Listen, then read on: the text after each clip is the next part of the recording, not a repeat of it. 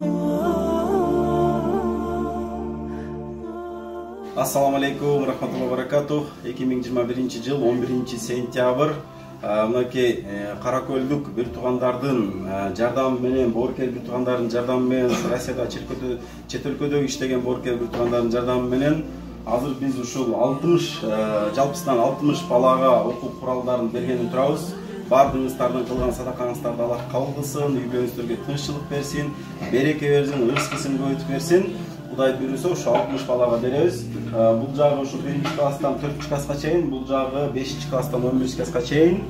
Бул жерде тетрадтар, ручка, карандаш, өчүргүч, сызгыч дегенде бул кичине болсо дагы жардам болот. Андан кийин бүгүн дагы ушул бизде базардан сой алып алып келгендер болду. Кудай өткөрөтам деп эжекелер акчасын берген, алардын да союштарын алып союп, Кудай буйруса аманаттарды өз эсине берели деп турабыз.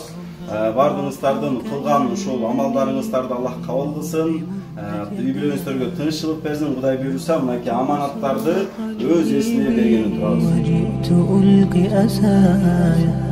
رباه عفوك إني للنور مدت يداي نزعت أسرار قلبي وجئت ألقي أسايا وأشتكي طي صدري دربا سحيق العطايا به بدأت ولكن لم أدر ما منتهايا لم أدر يأسي فيه ولا عرفت هدايا ولا عرفت ظلامي ولا عرفت ضحايا ولا لغيرك دوايا رب يوم الندايا يا